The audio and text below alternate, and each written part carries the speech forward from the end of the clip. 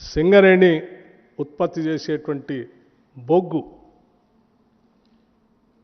అదనంగా ఉత్పత్తి పెంచుకోవాల్సినటువంటి అవసరం ఉంది. గత 10 సంవత్సరాల్లో కొత్త బొగ్గు బాయిల్ని మనం తెచ్చుకోలే. మీరు ఎందుకు ప్రయత్నం చేయలేదో నాకు తెలియదు, నేను వాటి జోలికి పోదలుచుకోలేదు. కానీ ఈరోజు కాంపిటేటివ్ వరల్డ్ పెరిగిపోయింది.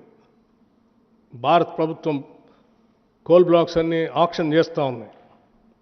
అంతిమంగా అలా మీరు చూస్తూ వదిలేస్తే సింగరేణి కార్మికులు ఏ సింగరేణి మీద ఆధారపడి ఉన్నారో అక్కడ బొగ్గు బాయిలు తగ్గిపోయి, ప్రొడక్షన్ తగ్గిపోయి, అంతిమంగా వచ్చే లాభాలు పడిపోయి, ఆదాయం తగ్గిపోయి, దాని మీద ఆధారపడి ఉన్నటువంటి కుటుంబాలు, వేలాది కుటుంబాలు ఉపాధి లేకుండా కోల్పోయే ప్రమాదం ఉంది. దానితోడు ప్రపంచంలో విద్యుత్ ఉత్పత్తి రంగంలో కూడా మార్పులు వస్తూ ఉన్నాయి.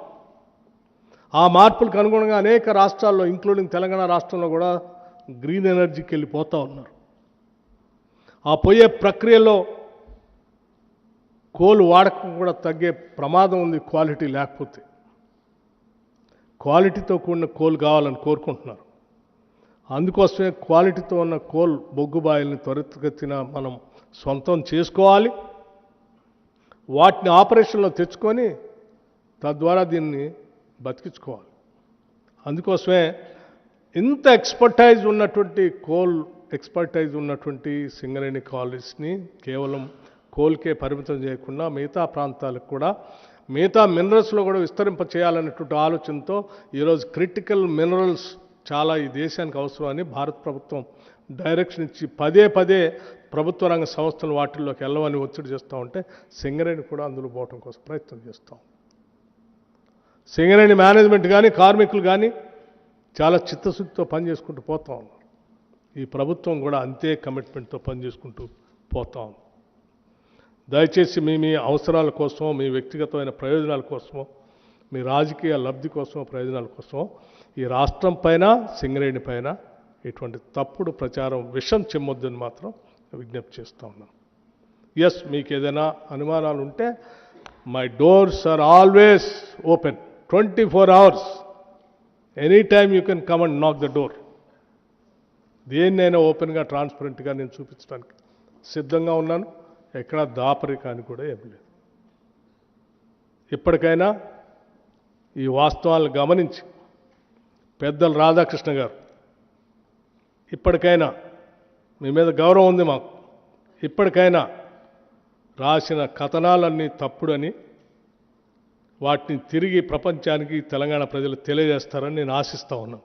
అలా జరగనప్పుడు నా పరువు ప్రతిష్టలకు భంగం కలిగేటట్టుగా 40 ఏళ్లుగా నేను పోగేసుకున్నటువంటి క్యారెక్టర్ అసాసినేషన్ చేశారు మీరు. ఇది తగదండి మీకు,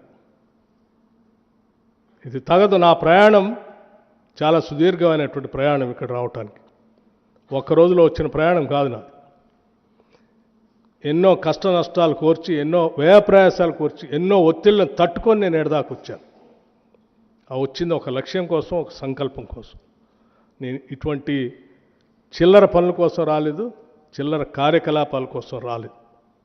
నాకు వేరే ఉన్నతమైనటువంటి ఆలోచనలు, భావాలు ఉన్నాయి. వాటిని అమలు చేసుకుంటూ పోవాలి. కాబట్టి నేను మీకు స్పష్టంగా చెప్తా ఉన్నాను, నేను పోగేసుకున్న నా వ్యక్తిత్వాన్ని నువ్వు ఒక్క రోజుతో, ఒక్క కలంతో రాస్తా అంటే నేను చూస్తూ ఊరుకోవటానికి సిద్ధంగా లేదు. దయచేసి ఇప్పటికైనా మీరు, నేను వ్యక్తిగతంగా అడుగుతా ఉన్నాను, ఈ రాష్ట్ర ఉప ముఖ్యమంత్రిగా అడుగుతా ఉన్నాను మిమ్మల్ని,